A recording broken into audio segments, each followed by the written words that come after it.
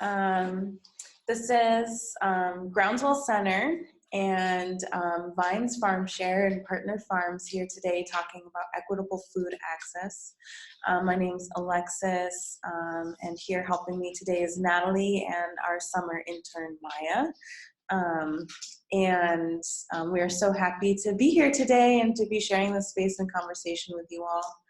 And before we start, I just want to make an acknowledgement of the land that we are on today. We do this work and we are living on Gayokono territory as part of the Haudenosaunee Confederacy. Most people might know them as the Cayuga Nation, the Six Nations, or the Iroquois. And we just want to acknowledge that they're still here and that they haven't left, and that this is their ancestral territory, and currently we are benefiting from living on it, but many people died for what we're doing today. So I want to make that acknowledgement. And other than that, I'm just grateful for being here today to be part of this discussion about equitable food access. We have a couple of prompts for discussion purposes that we'll be putting in the chat box, and then also I hope Kate will give mention of the discussion prompts, and otherwise I'm just going to hand it off to Kate and those in her office joining her panel today to introduce themselves. And otherwise, it would be awesome if everybody that's attending via Zoom could just kind of post in the chat box their name and their location as kind of like a roll call, so we just know who's here. And otherwise, let's get this conversation started. All right, great. Thank you so much, Alexis, for asking us to be here. I'm Kate Miller-Corcoran. We have not ever done a Zoom webinar before, so we're just winging this. And this is Stephanie. She's one of our partner farms from Shared Roots Farm. She's a farmer. And this is Lorna, and she is one of our volunteers and expert by experience. So I'm going to attempt to pull up and share my screen now so that I can get started on this presentation. Okay, great. Can you guys see that? Okay. Looks great. Okay, awesome. So Vines is Volunteers Improving Neighborhood Environments. That is what we stand for. We started in 2007. As an all-volunteer organization. We're a nonprofit based in Binghamton, New York. Our mission is being an organization committed to developing a sustainable and just community food system, and here you can see all the ways we do that. In 2010, we became our own individual nonprofit. That's when we got our first paid staff member. I believe that person was part-time. I wasn't here yet. When I came on in 2014, we had 1 full-time and 2 part-time people. And that 1 full-time person was Natalie Hughes of Groundswell, actually. So we're really, really proud to have her with us today. We started doing community gardens. That was our very first thing that we did.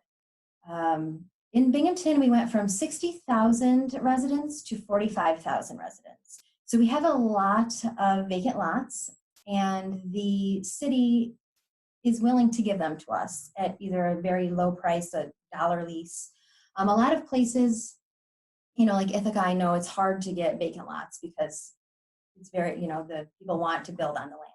Whereas in Binghamton, we just have lots of vacant lots. So what our volunteers did was started to build community gardens so that folks could grow their own food and have access that way. We got so good at that the city decided that we had 4 city lots, and they said, would you like to put a farm there? So the Binghamton Urban Farm then was created. That started with a lot of sweat equity. It was 4 flooded lots. Back in 2007, it went through the flood, so none of the houses were livable. They knocked down the houses and we started our farm. We just recently were given 2 more acres right around that, so now we'll have 2.5 acres to grow on. We also have a Grow Binghamton Youth Employment Program. So that takes place at the urban farm, and our youth come for 6 weeks. We have 25 youth this year, and they come for 6 weeks, and they learn how to farm. They learn where their food comes from. We talk about financial literacy. We talk about food justice, social justice. So it's a really great program. And we also have Green Thumbs workshops, which really just is an addition to everything else we're doing. It lets people know how to grow their food. So we have Gardening 101, we have Farm Share 101, composting, canning, preserving. This year we're going to have fire cider. So we have a lot of programs that really support what we're doing there. This year I think we're going to have 30 workshops. So that's really, really exciting. So those, oh, and we have Sprouts. We do the Sprouts education. So that is a background of what Vines does. Our Farm Share program started in 2013, and we started with 35 members that year, and we've grown to 200 members. And I just want to make sure that I let people know that this has taken place over 7 years. So it's not like we started yesterday and we've grown into this thing overnight. It's taken a lot of relationship building, a lot of persistence, getting into neighborhoods, talking to people. So this did not happen overnight. Just want to make sure that's very, very clear. So Farm Share is a CSA. It's a weekly subscription to a box of local vegetables. People pick up at the same time and location every week, just like a CSA, a general CSA. We do have lots of different size shares, and we do have flexible payment plans because we know not everybody can pay up front. So that's helping us make this food more accessible. And we do a lot of member education. So I'm going to hit all those points, but I just wanted to give you a broad overview of what Farm Share is. I like to look at Farm Share through the lens of food insecurity. So the biggest challenges facing community members in terms of food security are access. So where are we getting our healthy food? Affordability. So the ability to afford food that is nutritionally adequate and safe.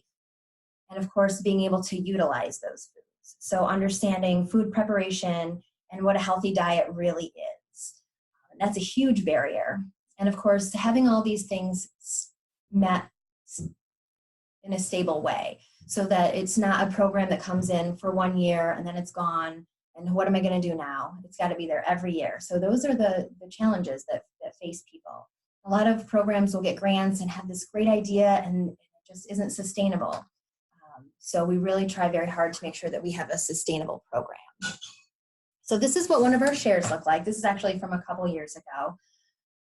So this is the food that families are getting. I'm sure a lot of you are familiar with CSAs, so you know what a share looks like, but I always have this just in case there are people that don't know what our shares look like. We have a lot of our locations in and around food deserts. So here is a map of the food deserts in Binghamton. The orange is half a mile from a grocery store, and green is 1 mile from a grocery store. So in Binghamton, it turns out that we have a much higher rate than the state rate for poverty. Our poverty rate is 30.3% of residents living below the poverty level as compared to 15.3% in the state as a whole. We also know that through the Broome County Health Assessment, 38.8% of county residents are considered overweight, and other 24.9% are obese. So we have a real issue happening in Binghamton, and people are having it in Broome County, and people are lacking that access and are lacking that affordability to healthy food. So you can see these blue spots are where we have our distribution locations, and they are in or near food deserts. So even the ones that are a little bit outside, like that one in Johnson City, if you see it's just a little bit outside, it's definitely in a low income area. It's right by the food desert. Folks are having a hard time having affordable access. So this is one way that we overcome that access barrier, is that we go right into communities so that people don't have to worry about getting on a bus, going to the place where they're going to pick up their food, getting back. If you have children and trying to take children on a bus with food, I mean, it's exhausting. So people can just walk right to their location and pick it up every week. The locations that we have are all places where people are already going in their communities. So community centers and churches and schools. We want to make sure that we have our location, our pickup locations in places where people are already comfortable going. So people are going there for different resources. Sometimes there's community meals or other education happening. Because starting to eat healthy and picking up a share, if you haven't done it, can be very overwhelming and intimidating. And so at least if you're going to a place where you feel comfortable in your community, that's one thing that you don't have anxiety over. And we also partner with a lot of these organizations. So the churches and the schools have relationships with people in the community. So where we really try hard to go into communities and create those relationships, we know that a lot of our partner organizations already have those relationships made. So folks will have some trust in their people that they already have relationships with. So when, somebody at the Mental Health Association says, hey, I know this program, Vines Farm Share, it's a great program, and you should try it out. If that person already has a relationship with their caseworker, they're going to be much more likely to try it than me going in and just saying, oh, I have this great program and you're going to love it. It's much more believable if it's somebody that you already have trust in. So who is distributing? So people like Lorna, our amazing volunteer. Lorna's been doing Farm Share longer than I have. We're trying to empower our community members through volunteering, and we feel like it's very important for our community members to not only have a voice and a place at the table, but to just be running the community sites themselves. So I truly feel like I'm just the middle person, right? Stephanie brings the shares. I just have the education, the member education, and I have the distribution box that we hand out that's got all of the cash and all of the items that someone would need to do distribution, and I just take it to the location. So I'm just the intermittent person. It's really the people at the distribution sites who are distributing who are really making the most impact. Relationships, they see the same people every week. So Lorna, every year, we were just talking about one of our members that's now been there for 3 or 4 years. I'm not sure how she even found out about us in the beginning, but she's been coming and she loves it, and she gets to see Lorna every year. So they've made that relationship. So Lorna now knows, what she likes to eat, what she can help her with. And it's a great way to create community. It also really reduces our labor costs, to be honest. If we had to pay people to be at our distribution sites, minimum wage, our amazing volunteers have given us over 1,000 hours just for Farm Share every season. So that would be $11,000. And being a small nonprofit, that is money that we don't have. So we are very, very blessed to have such wonderful, hardworking, committed, because it's 20 weeks, 2 hours every week, volunteers. Because we know that it's a big commitment, we have what we call the Volunteer Incentive Program. So anybody who qualifies income-wise also is able to get an extra 40% discount on top of the 50% discount. So a total of 90%. So they're only paying 10%, which is awesome. And we feel like it's a great way to be able to say thank you while also not affecting someone's income stream, because we don't ever want to push anybody over into where it starts to affect benefits. So that is who is distributing. Overcoming affordability barriers. So we have a few ways we do that. We have a discount, 25 to 50% discount. We're able to accept SNAP benefits, and we have a lot of options and flexibility. So our discounts are, Great. Thank you. We have a 25 to 50% discount. So it all depends on where folks land in the housing and urban development table here. So this is given to us by the federal government. And so folks find how many people are living in their household, and they go over to how much their household is making. So those first 2 levels get a 50% discount. The level 3 gets a 25% discount. And then of course, level 4 does not get a discount, but we do encourage everyone to be part of Farm Share. We used to only do 50% discounts, but we found out that we were running out of discounts really, really quickly. So we decided to tier it a little bit so that we could make our discount funds go a little bit further. So up at the top, you can see what a seasonal cost would be for somebody versus a monthly cost. That's 100%, 25%, and 50% as you look left to right. People in Broome County average about $132 a month for SNAP benefits. That's just the average. So if somebody was not getting a discount, $80 would be 60% of their food budget, which is a lot to ask someone to put into produce. And it's a big risk if you are not used to eating vegetables. So $40 is 30% of the food budget, which still can feel like a lot, which is why we try to do a lot of member education. But it is also a big help.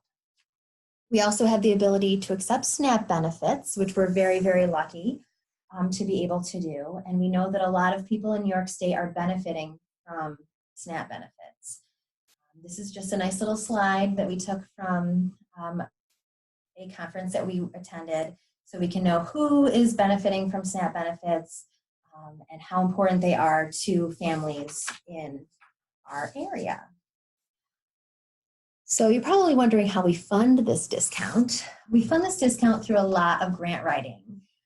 During the winter, people always want to know, what do you do during the winter, Kate, when there's not shares to hand out? I write a lot of grants. We are lucky to be part of United Way grant giving. We recently received a Harry Chapin grant, which is very exciting. So we get a lot of grants. Every $200 we bring in will cover a family for a year, so that 50% discount. So there's a lot of grant writing. We also have sponsorships, and we do something called solidarity shares. So we borrowed this term from Soulfire Farm. They do their solidarity shares a little bit differently. What we do is it's an option for people to tack on $3 or $5 to their weekly share, people that have the means, so that they can, instead of giving $60 at the beginning of the year or the end of the year, that's $3 that's coming out of their, going towards their share each week. So it kind of leaves their wallet a little more slowly. So we found that worked really nicely. Last year, it was about $1,500 we brought in from solidarity shares, which was a great start. We didn't really advertise it. We just wanted to see how folks would respond to it. And this year we have even more people signing up for it. So it's a really, really awesome thing that we've added.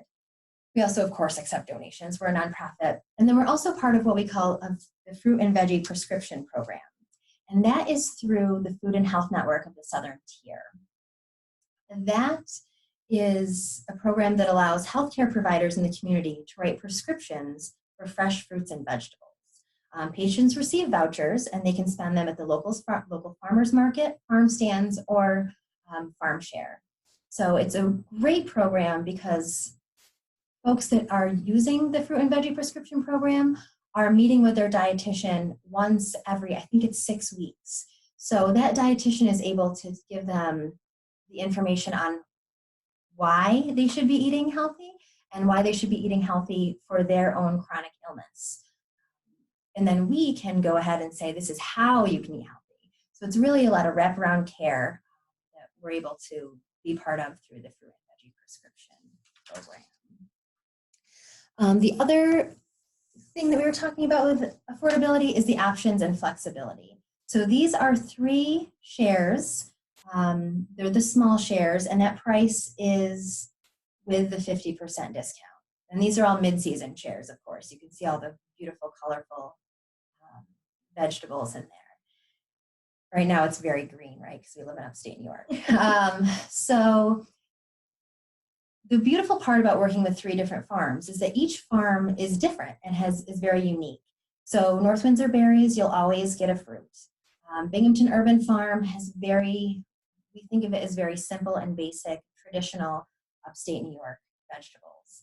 And then Shared Roots has a little bit more adventurous, mostly things that people are familiar with, but there's always a few things that people are not sure about or that they're learning. So we, graduate people sometimes up to that. They start with something a little different and then they graduate up to Shared Roots, or they're super excited and they jump right in, which is also very, very awesome. So there's lots of different ways that people can get involved with farm share, and they can always switch. So if they're getting the urban farm share and they're looking over and they see the people picking up at their site getting Shared Roots and they think, oh, maybe I'd like to I'd like to have some ground cherries, which is my favorite thing that Shared Roots has. They can switch, right? They can switch halfway through. So they're not locked into a plan. Or if, people get really excited at the beginning of farm share and they're going to get a full share and it's going to be great. And then they get overwhelmed because they find out a full share has a lot of vegetables. We can scale them back to a smaller share. So that's a really wonderful way. And our farmers are awesome because they let us pay them monthly so that we can accept payment plans from our members. So people can pay twice a month or monthly, because it's really hard for people to afford $400 at the beginning of a season. So to be able to say, sure, you can give us $25 twice a month is much more doable for folks. And then it also doesn't feel like that big of an investment, especially for folks that are just getting into it.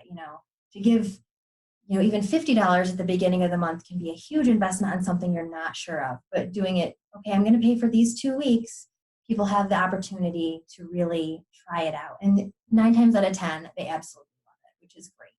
And when they don't, it's a necessary option for EBT also. Yes, it is. So for EBT, we can only accept payments 2 weeks in advance. So some EBT folks pay those 2 weeks. People that are paying for a month, we just consider that the first 2 weeks are full EBT and the second 2 weeks are full discount. So that's how we bend the rules that way. So yeah, we have a lot of options and flexibility for folks. So that's really, really important.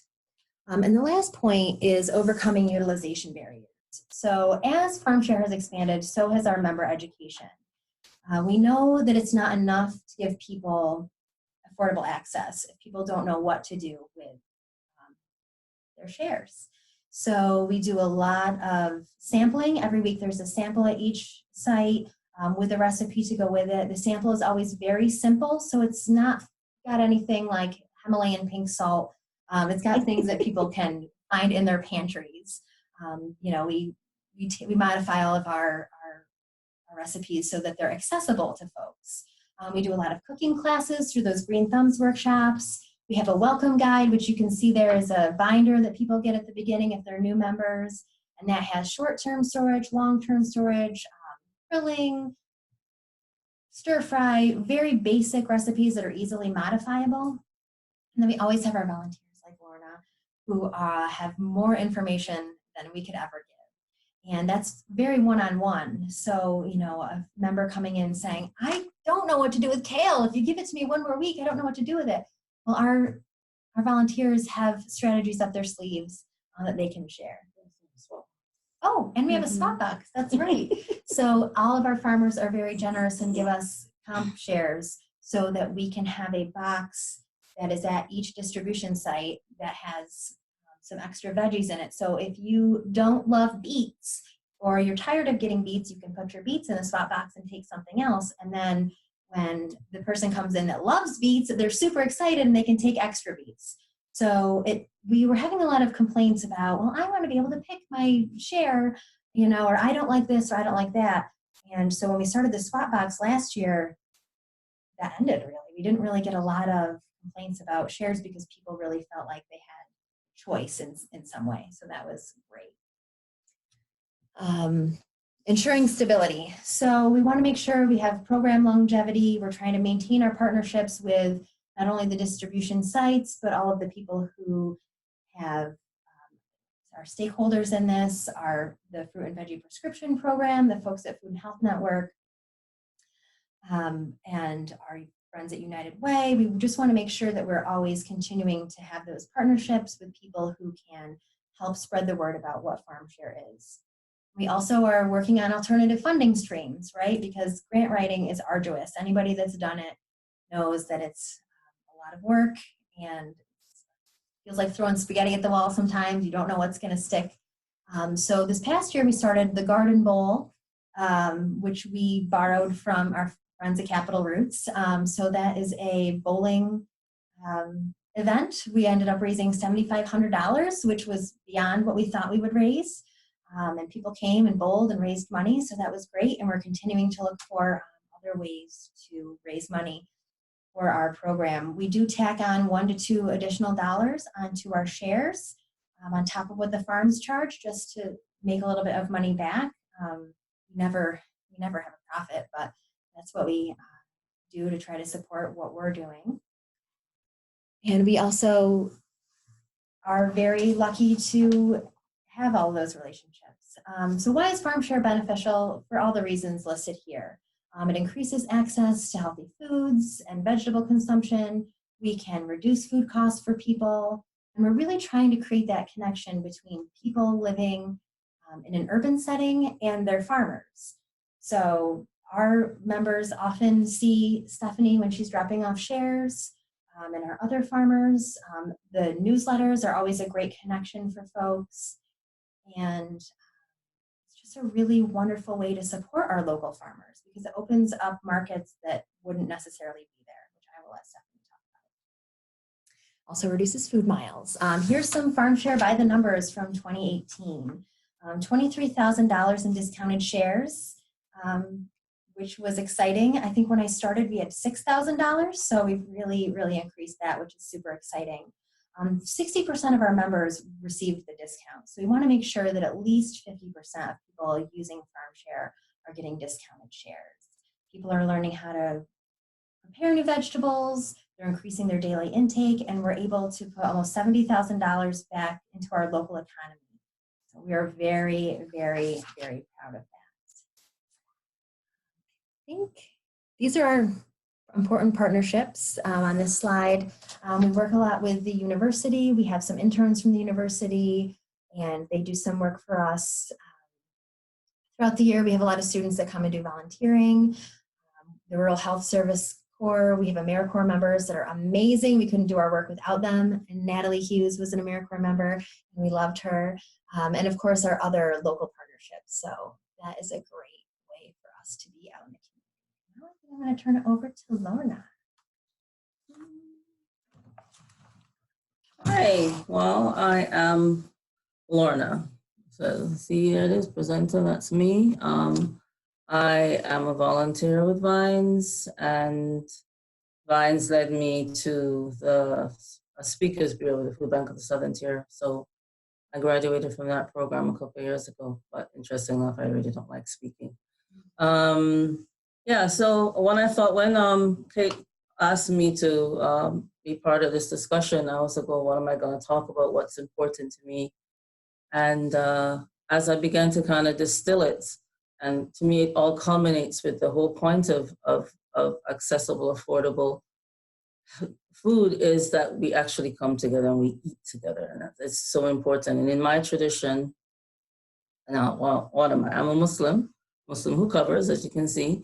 And of course, I want to point out that there are Muslim ladies who don't, for whatever reasons, but I do.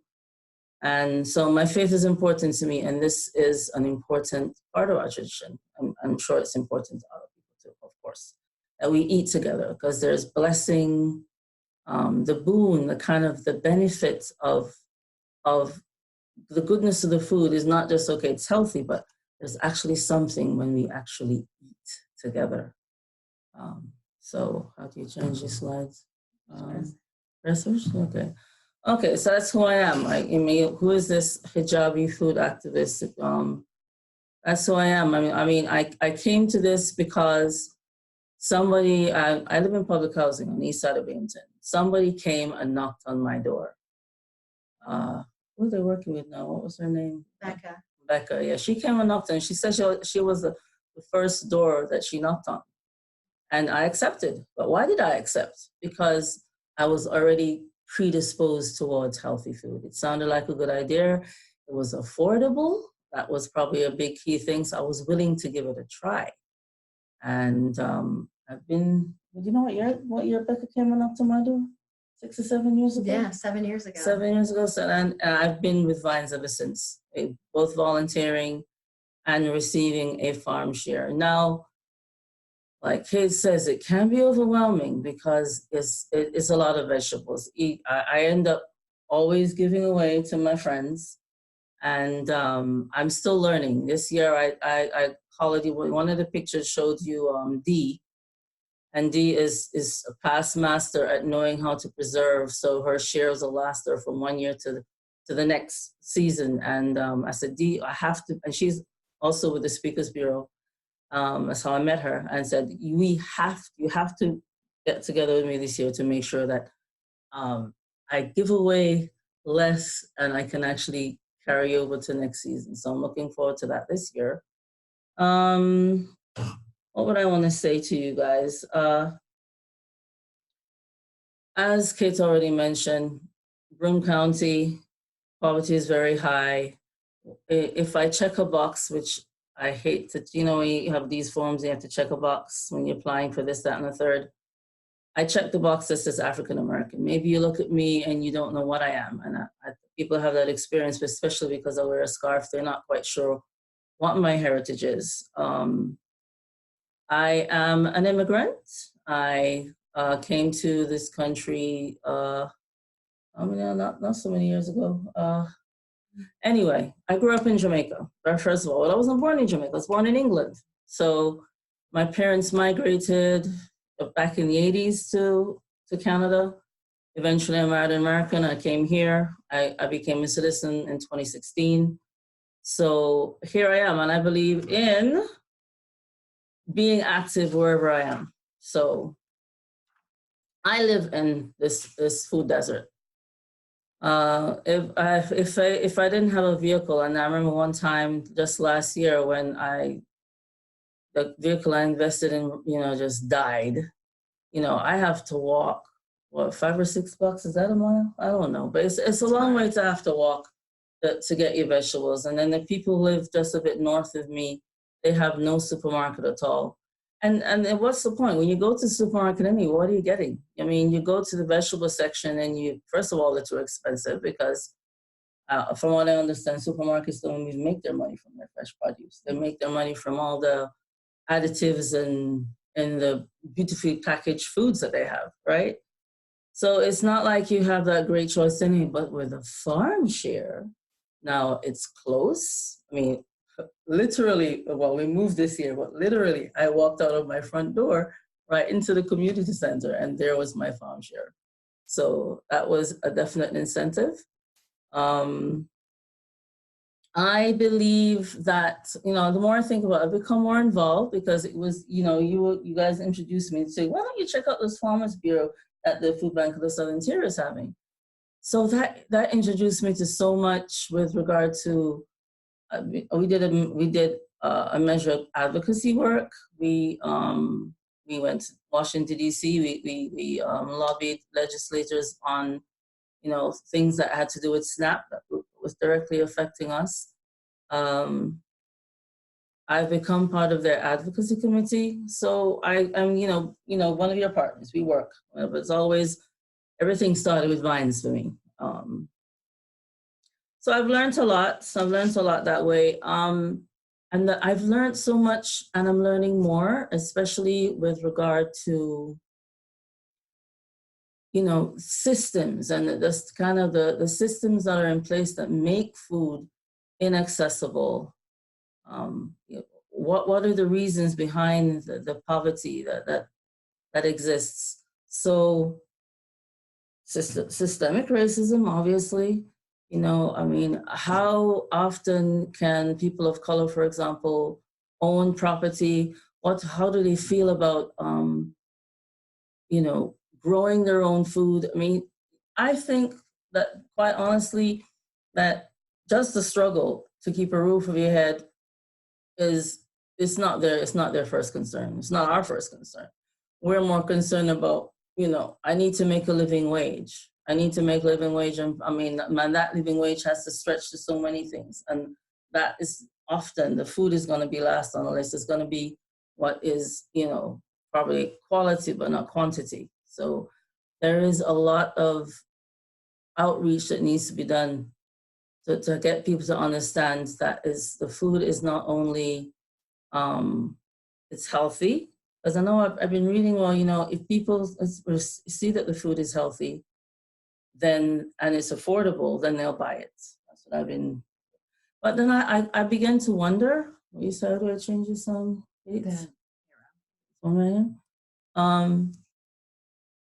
I begin to wonder about that because even if food is healthy, it's accessible, it's affordable, I don't know that people like myself with so-called lived experience, we just don't have the time. We just don't have the time from all the what we're doing to be concerned about fixing it, which is why I like the idea of reaching out to people like me to, well, what can we do? What we can do to what's important to you? What's important to you? Food is basic to me, because if you're not eating well, it's like a ripple effect in every other area of your life, even if you don't realize it. So my concern is I'd like to see more of this idea going forth. I'm not sure. Oh, what's this? That's for when I start Oh, okay. So you took up my other slide then, Oh, Kate? that One? was it. That was it? Yeah. That's what I sent you. Yeah. Oh wow, where's the one with the community cafe? I sent you the wrong file. talking. Yeah. Anyway, I'm interested in the whole idea of having the community cafe where you actually reach out to people with, and I kind of cringe at the term a little bit, lived experience, to find out, well, what are your concerns, and the idea is that it's not just, a community meal where you have this sense of it's charity, but anybody can be there. Anybody can be there. So it's an idea that we're all in it together. So you start to build trust. You get that conversation going, such as we're having now, and they feel as if they're a part. I mean, you're not forcing it on them. Maybe they don't want to talk about it. Maybe they don't want to come and eat, but it's a way to build sustainable trust, and it's open all the time. It's not, just a community meal once a week or once a month or whatever it is. So I am happy to receive farm share. I'm continuing to learn. There's so much I could I can share with folk. Maybe they're not always wanting to learn, but for example, I was looking at Netflix recently and I saw this whole series, Rotten, about the term virtual integration. Well, it's a series, 6 episodes, the big business of honey, peanuts, garlic, chickens, milk, fish, and the whole idea where you think you have small farms, but somehow slowly but surely you'll have these bigger companies coming in, and even though they're small farms, there's nowhere to sell to but to these bigger companies. So they control how much they make, and it's a mess. So I'm learning about that, and I'm, how do you address that kind of situation? How do you address the fact that, what is it? Do you know that Monsanto's been bought over by Bayer in Germany? That kind of thing. They control the seed supply, So I'm learning all these things, and how do you communicate that to people, to folk who all they care about is, I can't, I need to get a job and I'm making a minimum wage that can't pay my bills. So what do I do? Get another job, then I have no life. So it's yeah. And then if they're not eating properly on top of that, it's a sad situation. Yeah. So yeah, it's hard. So it's good that we're having this conversation, that, you reach out to people like myself who then get involved, and then maybe there'll be a ripple effect outwards, and we kind of build that momentum. Yeah, so I'm happy to get my farm share, and I will continue to be a part of this. Yeah. Thank you. All right, now I'll pass it off to Stephanie. All right. So Shared Roots Farm is the farm that my husband and I run. We are currently outside of Cortland, New York. We moved, we're from northeastern Pennsylvania, and we moved to the Binghamton area roughly in 2010, where we were working on a farm that served Binghamton. So 2010 was our first year serving Binghamton, and Vines was still new at that time. The folks who ran the farm, we were hired farm managers. The folks that ran the farm before us were part of the beginning of Vines. And so we were kind of a part of Vines before we were even in the area, in some sense. And community is like really the heart of all of this. And the way that we got into Binghamton in our first community, it was Vines. It was all the folks who are still involved in Vines and help build it and make it what it is. When I first got into farming, my husband, Brett Morris, and we were working on a farm in Kentucky that was a CSA farm, and they were only CSA. They didn't do farmers market. And so community was a huge aspect of what our first experience of farming was. They had members that were so supportive that when they had a bad year and they couldn't bring their fall extension that they relied on for some extra money at the end of the season, when they would, like, their CSA ended in October, and then they would offer these extra shares yearly, and they couldn't do it one year because of bad weather. Their CSA members paid for their shares anyway.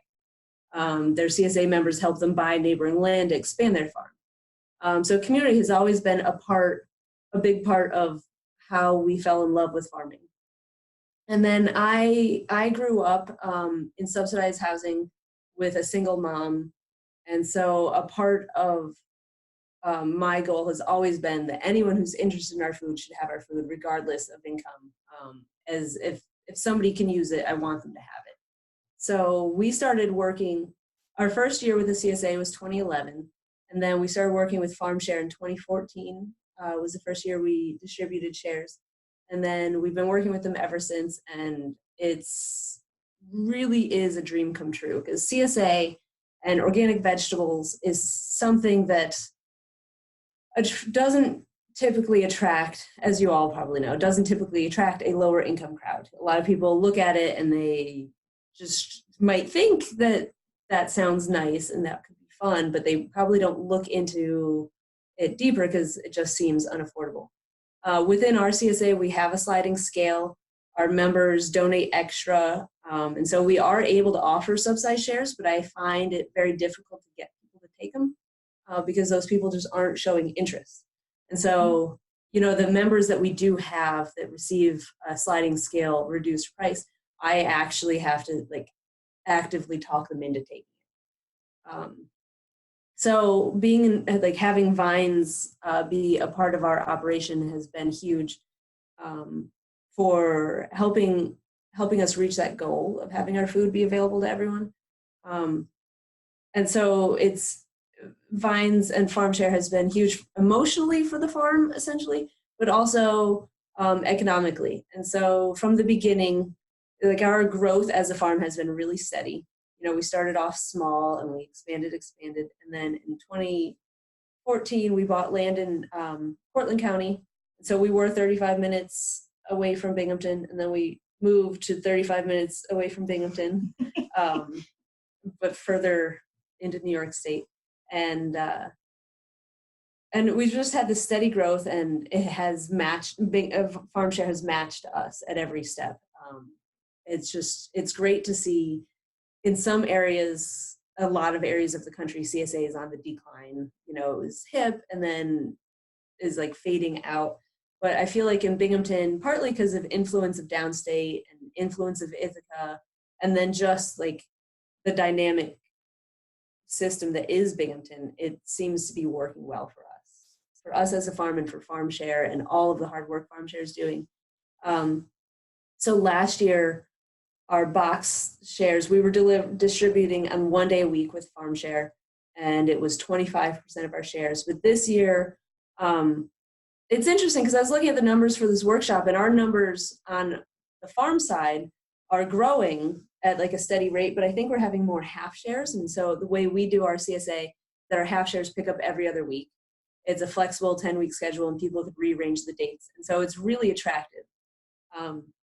And we have more half-share members this year than we have. So our numbers are bigger, but we picked up an extra day with Farm Share. And so last year, Farm Share offer was 25% of our weekly delivered shares.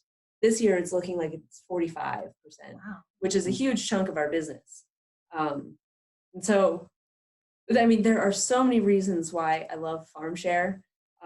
Most of them, my love for it is emotional, but looking at the numbers, it's also, it's also economic, and has become a big part of our farm.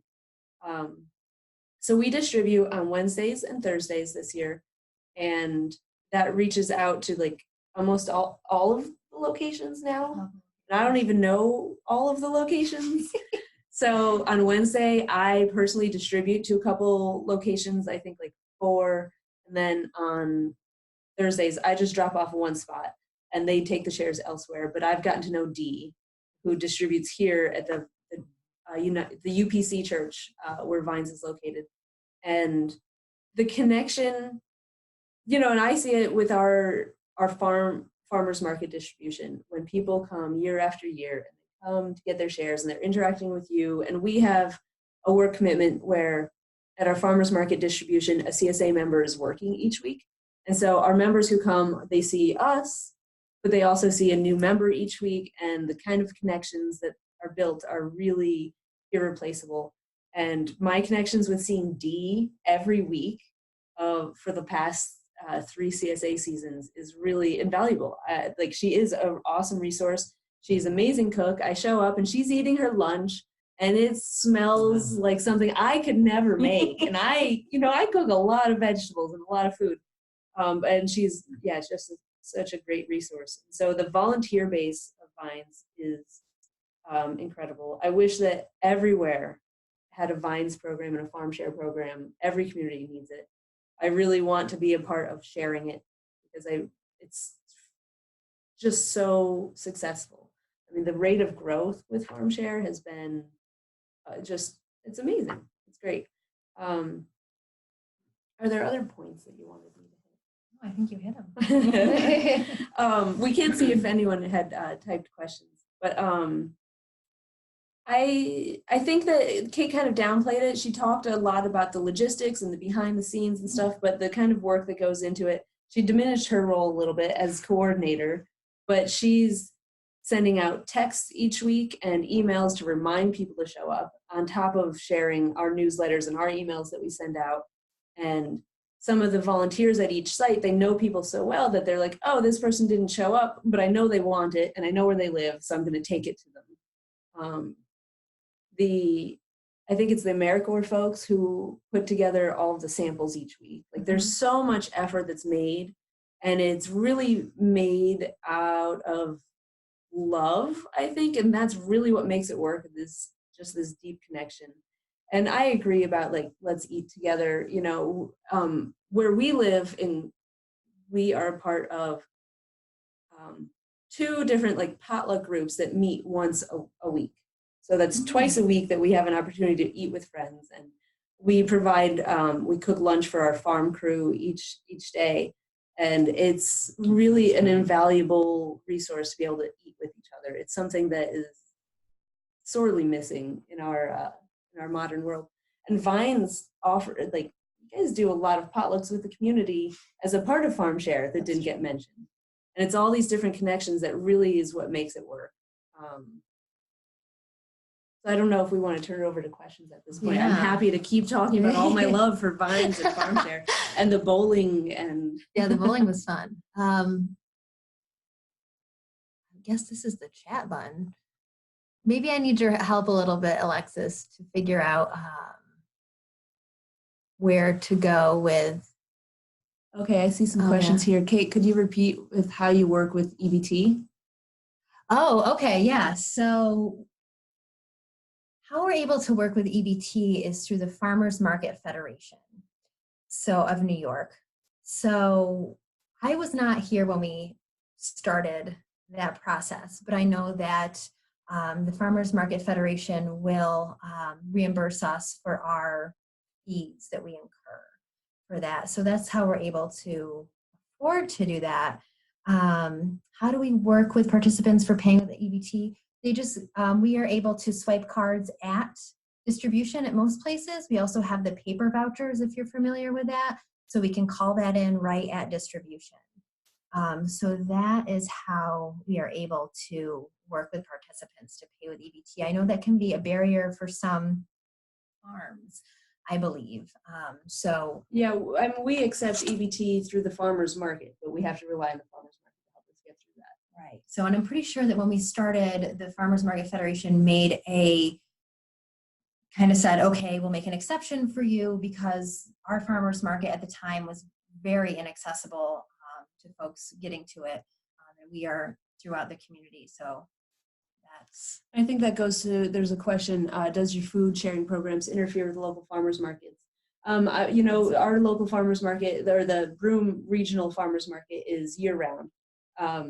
And it's not easily accessible by bus. It isn't, because it moved from Otsego Park into the Cornell Cooperative Extension. Yeah, and I keep on saying I want to go there, but I can't get there. I think both locations were hard to get to, but this one is maybe even harder because you can't get there by foot.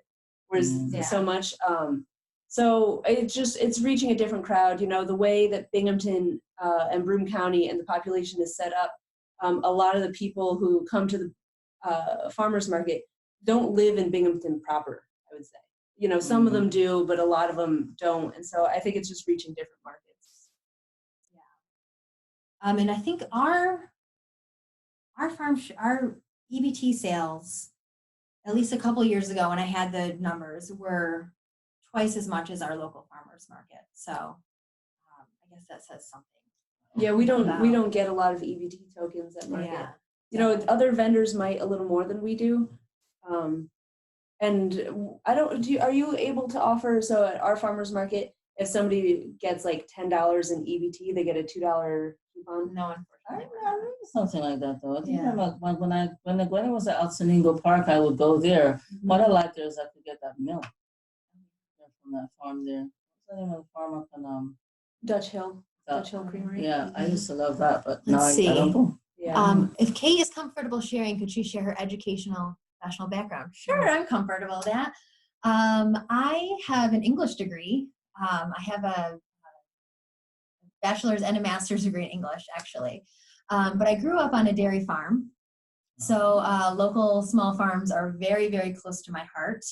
And I ran my own cloth diaper service for a long time. So I have the entrepreneurial background, which actually helped me when I moved into the farm share position, because really it's like running a business, right? So that is how I got into this.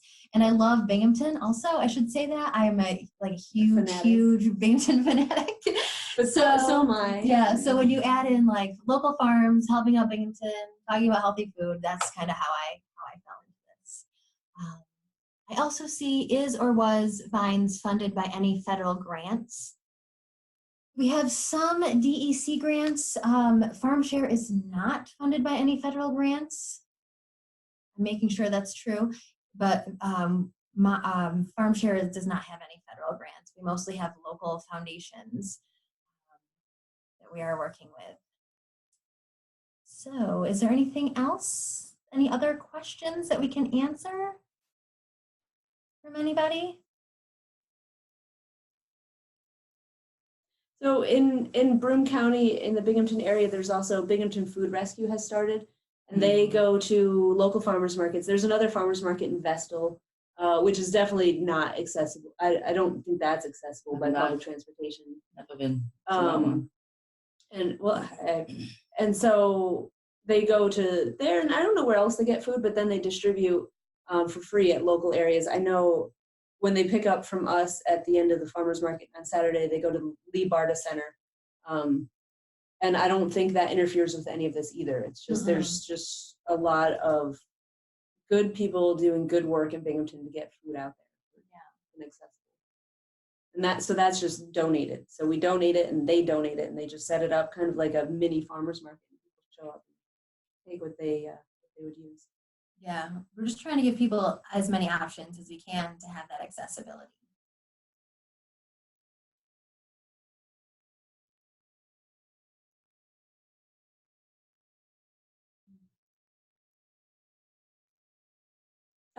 You know, I guess if there are other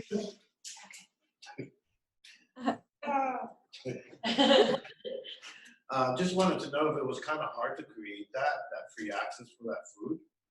You know, and what was the process? For creating farm share in general.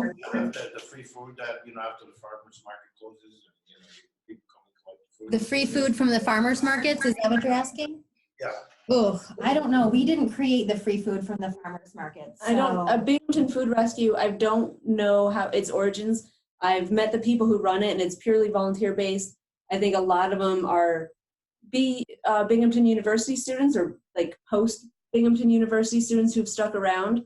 I really couldn't tell you how it started. I don't know, but they've built some connections. This is their second year, which was good timing for us because as a farm, because they started showing up at market when we started producing more than we could sell. So it was good. It was great for us. The other part I was going to say is as a farm, working with FarmShare, we have they give us their numbers on Mondays, and then we harvest for our shares on Tuesdays and Wednesdays to put in our boxes. And we've worked out some kinks over the years, but the system works really well for us, that we get our numbers in time. And then at the end of the month we submit our receipt, our invoice, and then get paid after that. And so it's not a normal way for CSA farms to normally do business, but it works really well for us, and it's been a pretty smooth process. I don't know if you have any other input from other farms. I think the other farms that have been involved. Yeah, they feel similarly, I believe. It's just another Income stream. Income stream that comes, intermittently rather than all at once. So I guess that's a good thing. But that was something we didn't mention. Do you have what you would consider to be a ceiling on the number of folks you could potentially join FarmShare? Yes. I wouldn't say overall, because we can accept people. I mean, until Stephanie and our other farmers say, stop giving me numbers, I can stop. It just has to do with the amount of money I have to give out shares, to give out those discounts. So for example, last year, $23,000, I still had a wait list. So that would be the ceiling, is when the funds run out, For the discounted shares, then I can no longer give out discounted shares, unfortunately. Although in a couple of instances, we've asked Stephanie to dip into her sunshine fund, or I don't know what you call it, but your discounted shares. Yeah, the sliding share, because I really have a hard time finding people to use it. And so, yeah, I think the past 2 years, I've offered to help. I've offered that over into FarmShare. So that's our limit. But I think otherwise, I think if funding wasn't an issue, I feel like, there are so many different communities that you could get into in Binghamton, because there's so many pockets that once you get into a comfortable spot where people build those connections, it could keep growing. Yes. And the only other ceiling would be that we need to have volunteers at our distribution sites, right? So we like to have 2 people at a site so that there's some company. And while we have amazing volunteers, it's not always easy to find more volunteers who are willing to make that commitment. So that can be difficult. And when we moved into Endicott, so we were just in Binghamton for a long time. And when we started moving out, we moved into Endicott, and people didn't know Vines in Endicott. So that was a difficulty too. So people didn't know our brand, if you call it that. And we didn't have a lot of partners in Endicott. So we really had to find and make those connections with folks. So actually having a place to distribute from that is accessible, because the first place we were in Endicott was not wonderfully accessible. It was on a busy road. And now we've been there for a couple of years, we were able to make a connection with a church and get into where people are coming for community meals, and it's in a neighborhood, in a food desert. So that's another thing that kind of makes a ceiling. Can you talk about retention rates? I know it's hard because there's I think for FarmShare, there's the retention rates of through the season, because people could pick up and drop off whenever. But then from year to year, I imagine that's really tricky. Yeah, it is. That's true. It is tricky. There's a lot of transiency, but we tend to have about, do you remember the number? 40%, 50% of people returning from year to year. And we have, I think it's about 70% of people that stick it out throughout the entire year. And that number has gone up every year. So, which is great. I think that has a lot to do with the education piece and our volunteers being there. It looks like Maria Strauss from Atlanta has said that there is an interesting cooperative structure for citywide CSA in Atlanta where the farmers themselves staff the whole thing. Maria, if it's okay with you, I would love to bring you into the conversation because I think that's a really interesting structure. And I know that we at Groundswell always have volunteers that want to be involved, but sometimes we really wish that the farmers sometimes could also be involved, and finding ways to make that relationship possible is not always the easiest thing. And I think that having the farmer staff cooperative CSA in this instance is really awesome, and I would love to hear more about that if you're willing to talk about that, Maria. Yeah, hi. Can you guys hear me? Yeah. Okay. Hi. I'm actually in Baltimore. I'm not in Atlanta. I did have a chance. I'm the executive director of the Farm Alliance of Baltimore. So I did have a chance several weeks ago to visit Atlanta and met the folks at the West Georgia Farmers Cooperative. And that's a farmer-owned cooperative that's been going since 1966 continuously.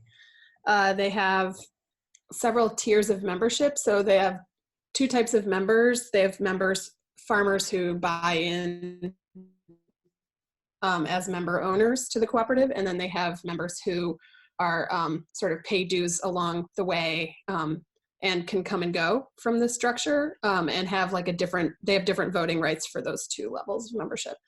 And so, yeah, they've been running, they have a farm stand as well, and they run they sell to the public, and then they also run a membership-based CSA program out of it that aggregates produce from the farms. I can't remember exactly how many farms he said were in it, but you could, they do have a Facebook page right now that they're updating pretty regularly. If you can go there, it's the West Georgia Farmers Cooperative. And my impression is that it's run by a guy named Eric Simpson right now, mostly, but he wouldn't admit that he runs it. I think he definitely, it's definitely a democratic organization.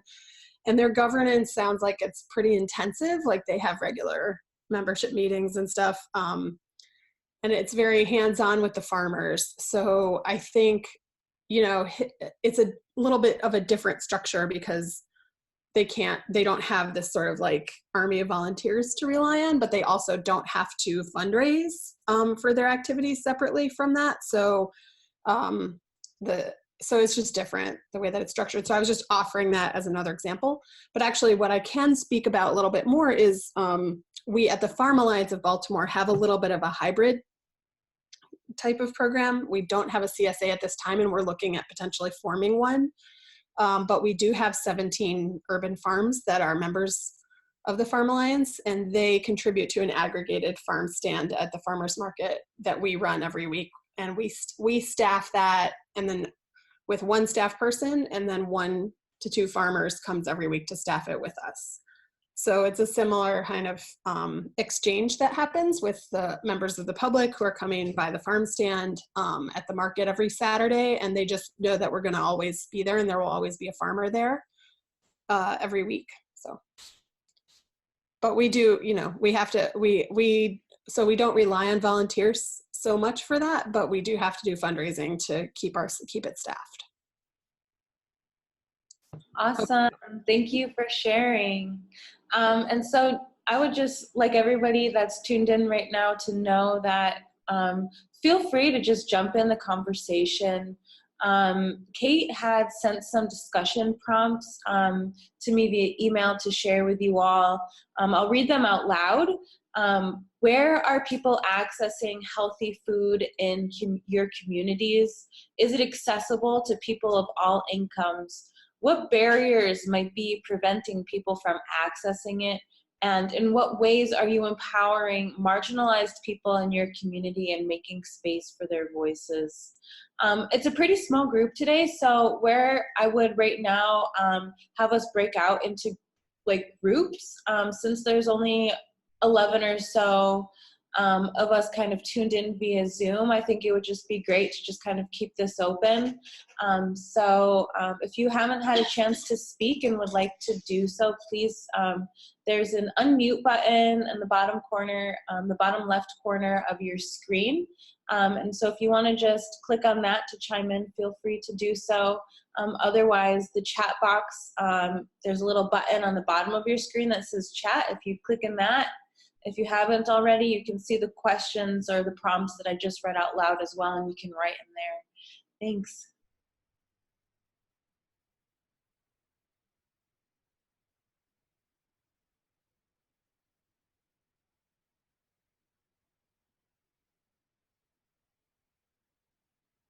Allison says, does anyone in this webinar have a food policy council in their area, and has it positively impacted food access?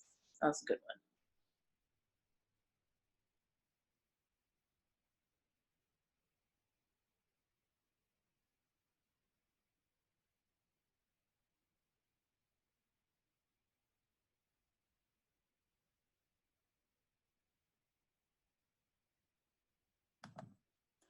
I'll chime in here. I think that that's a good point. We can't think of one around here. But there was a question that said, how can a farmer become a part of the CSA? Are there guidelines you follow when deciding what farms to partner with? I know over the past few years, as like from my side, that there's been a need for creating like a guidelines. Kate has put together like a packet, farmer handbook, yeah. And so, you know, she put all like the requirements there, because there were some issues with one of the farms they were working with who was bringing in products that were not appropriate, and so we had to get specific. But I think anyone who's willing to serve Binghamton would be an option, and as long as they fulfill the handbook guidelines, I think that they would be accepted. Yeah, it's all about really capacity for us, making sure the farms have capacity to be part of farm share without demand. But you do prioritize having choice. Yes. And so that's why we're on 2 days now, because the farm that was doing Wednesdays last year backed out of Binghamton. And so we're happy to pick up the slack, but also it works for offering options. Awesome. Coralie has said that she's still learning about the community as a newbie, but the Food Trust in Philly has a number of different programs that provide access points across the city. Coralie, would you like to just talk about that a little bit, just to bring you into this conversation? I always hear that Philadelphia has some pretty awesome programs as far as like urban farms and CSAs and all of this stuff. So I'm really interested in hearing more about Philadelphia.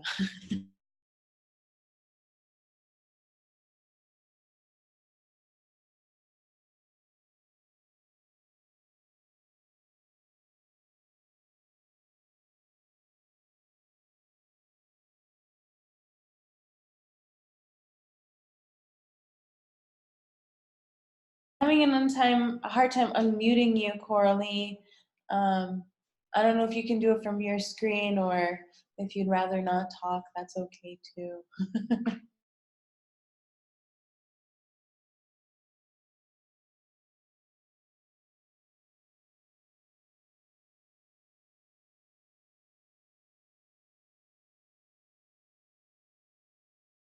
She said she's still in her PJs.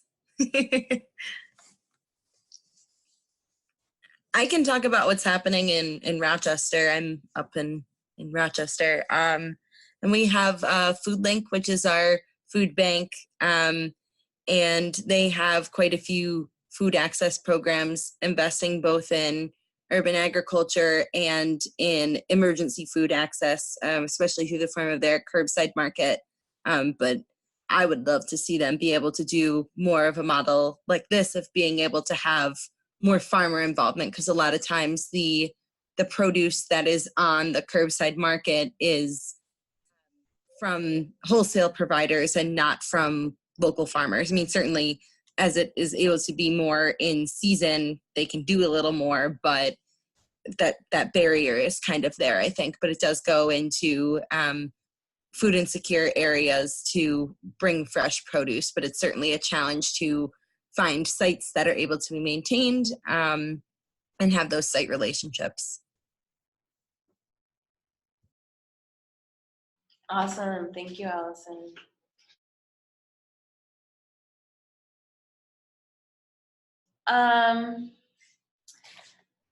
Well, I would,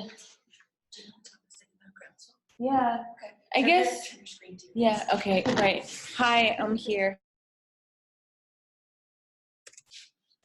So as far as kind of talking about food access and equitability, I mean, we feel really kind of strongly about this at Groundswell. And we're always trying to find ways to improve the relationship between people and their food and having equity at the center of all of this. So hearing all of these different structures as well is really helpful for us as an organization. I think it's really important that we continue to build these relationships kind of across the nation, because I see that there's a lot of people tuned in from, you know, from almost east to west. And I think it's really amazing that, you know, Vines in Binghamton, which is definitely a food desert, has set up this amazing structure about ways to like really kind of bring healthy, fresh food into the hands of people that don't have that is just not readily accessible, and also have structures and programs to help them actually manage their CSA. Because even as somebody who I feel, you know, pretty comfortable with cooking fresh foods and going to pick up my CSA, like there's still things that I get in my CSA that I have no idea what to do with. And if there was something locally that like had like cooking classes where I could learn how to cook, you know, kohlrabi, like I would definitely attend that cooking class. You know, and so I think as an organization, I would say don't cook it. Don't cook the kohlrabi. Good to know. You know, so we here at Groundswell, like definitely, you know, have so much to learn, you know, from everybody that's involved in this discussion. And also, you know, would love to collaborate with anybody that, you know, is listening in on ways to kind of make food access much more equitable, because there's just like way too many people going hungry and way too many people that just don't even have any access to fresh food, and they are going to their local, you know, corner stores and getting, you know, I don't know, Fritos for lunch, and those are good, but I think it would be really cool for all of us to continue to work together to make sure that people are getting really healthy food, you know, and also encouraging people to grow their own food. So I'm really happy, and yeah, I'm really happy that we're having this conversation today. Maria has just said that the Farm Alliance of Baltimore's work is farmer-driven and now centers the needs of African American and immigrant and refugee and LGBTQ+ farmers in its work. That's awesome. The farmers have decided on our priorities, shifting land and capital to Black farmers, building a training program for folks from existing Black and immigrant communities, and holding cooking demonstrations along with pop-up farmer market stands at low-income housing developments throughout the city. That is awesome. Wow. So before I turn this over to... Hold on here. Go ahead. No, I was just going to say this is a point that you know is really speaks to me, because I live in public housing in Binghamton. I've lived in Binghamton for 9 years, and for the 9 years I've been here, I've lived in public housing with my 2 kids. And when I started out taking a farm share, there were a couple of people other than myself in public housing who took a farm share. 9 years later, well, 9 years later, or 6, 7, it's just me, nobody else. I mean, they took it for a while, they stopped. So my thing is, it's affordable, it's healthy, it's accessible. Why aren't you taking advantage of this? And that's the question that we still haven't seemed to get the answer to. So how do you find out that?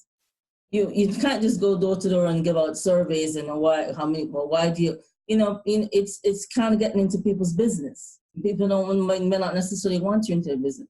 So how do you find a way to attract people? And this is why I'm thinking community cafe. Let me hear what your concerns are. It may not be, ostensibly out front there, well, why aren't you eating good food? Let me just hear what you have to say. And food brings people together. So if you can say, oh, this food that you're eating, that we've invited you to just come and sit and eat, and not necessarily get into anything, it's actually good, healthy food, then maybe we might get some results, and maybe people will begin to think, this is not only accessible and affordable, but I can actually do it. It's possible. I can make this happen in my life as opposed to whatever else people may be doing. I can only speak for myself and what myself and my family do, but there's all kinds of people in my house, in my project. So I think we need to think about ways to find out, well, why aren't people accessing the food that is healthy and affordable and accessible? Why? And I have my own kitchen garden too every year. I try, sometimes it kind of takes care of itself, but this year, I had this stuff grow back by itself. My cilantro and my parsley and my daughter's strawberry patch. So, it's yay big. It's so small, but I still try, Yeah, 2 cents. Yeah, Thank you. it's amazing to hear your perspective. As a resident and someone who's active in this world of healthy local food being for everyone, I still think, I don't know, just living here in Baltimore, folks in communities here have definitely received the message over the years that local food is not for them, that healthy food is not for them. And, they've received that message through the actions of farm to table restaurants and, the way that investment and capital have moved to support local food in specific spaces that are for affluent white folks in the city. And it really is, we're really, having to compensate for a lot of the harm that has done. And so what I would say is we got really fortunate and lucky to link up to have somebody in our network who's not a farmer, but who is a trained chef and member of the African American community from Baltimore and has a master's degree in public health. And so this person is now in her 3rd year of providing cooking and nutrition demonstrations for us in the public housing developments and also senior housing, senior low-income housing, which I would really encourage you guys, if you haven't been knocking on their doors, to do so, because the seniors have been one of our most, have been like one of our biggest supporters. They've become like one of our biggest fans, basically. But we're in just our 3rd year of doing these cooking demonstrations now, and we've just been paying for it out of a grant that supports our matching double dollars incentive program. And it was just like I came on as executive director 2 years ago and was like, it doesn't matter. We have to just pay for this and do it however we can manage to do it, because it's so valuable. And so now this is the 1st year that we're also offering the produce itself along with her cooking demonstration, so folks can actually access the food right there at that point. And it's making a huge splash. People are very excited about it for all of the reasons, Lorna, that you described.